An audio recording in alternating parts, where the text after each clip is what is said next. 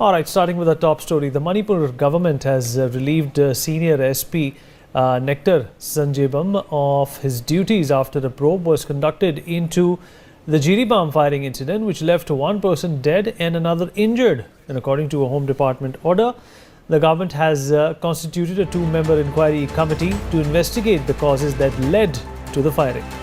All right, Major Mohammad Ali Shah also joins us on the show. Ali, what do you make of these recent developments? Obviously, apart from being, a social upheaval, it seems that there is also political upheaval in Manipur as a result, as a consequence of these unabated attacks on locals. Vineet, thank you very much for having me on your show. The thing is, first you spoke about Col Nectar. Col Nectar is a Special Force officer, a Para Commando, who I have had the honor of operating with in the northeast part of India in the year 2005. We've operated together. And I can tell you that he is actually a very fine officer as operationally.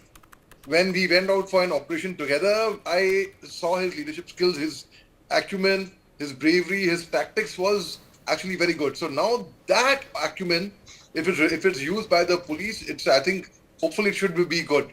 Now coming back to the Jiribam incident, coming back to what the inquiry set up against two officers, yes, the Col Nectar and one of the senior officers again, because of a firing incident that took place. And I'm sure the inquiry will reveal the details. They will come out with what exactly transpired, what had happened, what not had happened.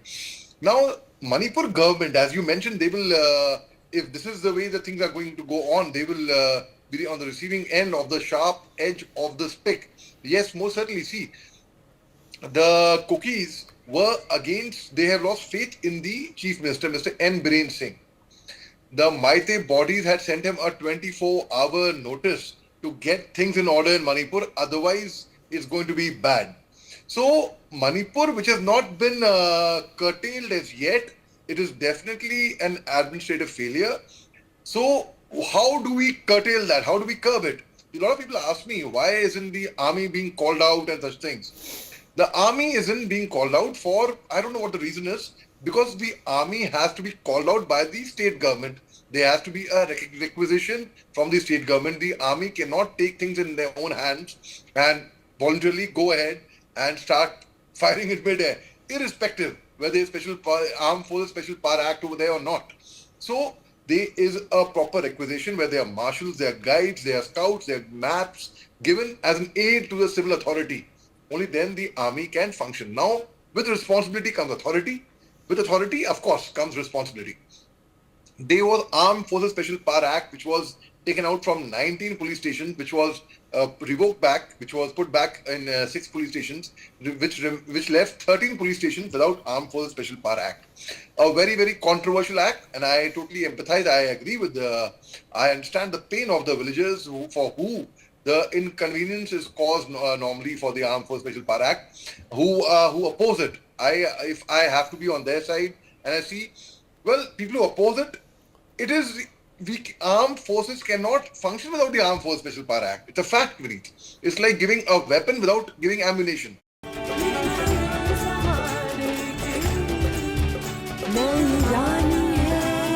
We cannot do away with Armed Forces Special Power Act if you want the army to operate there impartially, neutrally, with keeping all aspects in mind.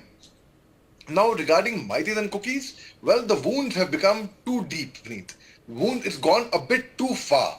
And a lot of people ask, oh, would present rule be the only solution? Well, will that also be the solution or not? Because I know for a fact the cookies say the only solution is separate administration. That's what cookies have been saying.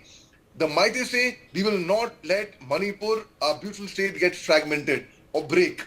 So both sides, there is a conflict happening between both sides. Now, the very fact is, whenever there is I'm sure you would have done a lot of reporting from conflict zones. Now, where is the interlocutor? In every conflict zone, there is an interlocutor. I know who the interlocutor is because I take personal interest in Northeast affairs. But a common person may not be knowing. The people who are affected, I don't know if they know or not, but interlocutor's job is to get both the parties for a dialogue.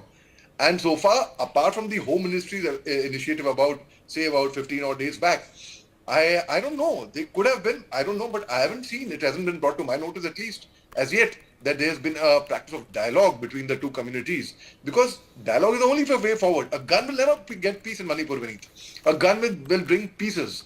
And the only way forward, even for the armed forces, or be it the Assam Rifles, the security forces, is by winning hearts and minds of the people. The people should feel, they should be made to believe that the armed forces are there to protect them, to look after their interests, not to intimidate them. The village volunteers from both sides have picked up arms to defend themselves, to protect themselves. Well, such a situation Ali, should not stay with arise. us. In fact, the All Manipur United Clubs organization is holding a protest over law and order situation in Manipur.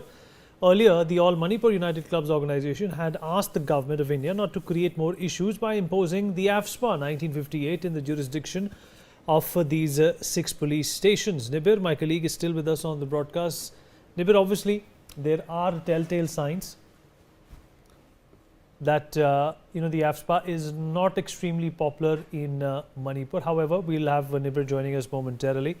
Muhammad Ali Shah is on the program with us. Ali, obviously, in a situation like this, the AFSPA may not be popular, but what choice do we have, considering the kind of weaponry and the kind of intimidating tactics that we have seen from some of the troublemongers in this area? There is no choice but to unleash the army. Absolutely, Vineet. Absolutely. There is no other choice. There is no other way. In fact, the Armed Forces Special Power Act, when it was uplifted from certain places in the valley, the violence broke out after that. So I feel the Armed Forces Special, and I mentioned earlier, it is a controversial act, and I understand the pain and the people opposing it. But one cannot, if they have to empathize, if they have to understand it, one cannot do without it. Everyone talks about human rights. Armed Forces Special Power Act, someone said they violate human rights. I don't think so. If it's used in the correct way, it would not. If it's kept under check, it would not.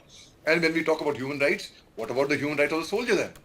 Whenever there is a case, and if they are women surrounding the soldiers and not letting them, last year they were 12 to 14 KYKL. KYKL is the Kangla Yabon Kanla Luk, the underground faction of Manipur. They were apprehended.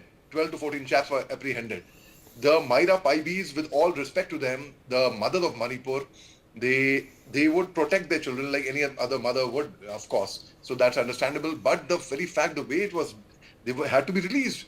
The officer on call, on the company commander on ground, took a call of releasing these KYKL chaps.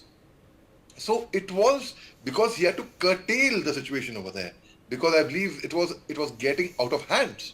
So now, whenever a situation like that arises, the armed forces have to step in. And you see, a small boy, Prince, goes into the well, army is called. There are floods, army is called. There's earthquake, army is called. Any small thing, army is called. Why not? When there's violence happening in Manipur, and that too of such a great magnitude, army definitely should have been called long time back, in fact. A bit too late, but never, as they say, never late than better late than never. So most certainly, whenever an army official or the security forces have to operate, they are risking their lives. No one talks about the human rights of a soldier who is staying away from their families. Beneath, in our soldiers who are in glacier, in Siachen Glacier, when they feel thirsty, they have to dig out the snow, look out for clean ice, and then suck that ice to quench their thirst. They don't get leave on time, and they stay away from their families. But no one talks about their human rights. What about their human rights? Our soldiers get killed. Our soldiers are assaulted sometimes. It's about time. In fact, we have to curtail the Manipur crisis from both sides. We have to be empathetic for both sides. When we are giving the powers to the army, it's for them. It's for their own safety. So most certainly, it should be welcome. It should not be opposed. They must understand that at the same time, like for example, when I was there, I learned the local culture, the local dialects. I mingled with the villagers, and people would tell me that Captain Ali, I was a captain those days. Captain Ali, when we see you in uniform with your weapon, we don't feel intimidated at all. We feel the army is here to protect us. That is a confidence that we also should, from our side, we should make the effort to instill that confidence, and the locals over there should have faith in us. That all right. No. Ali, stay with us. Stay with us. We'll come back to you. These are interesting pointers that you're bringing out.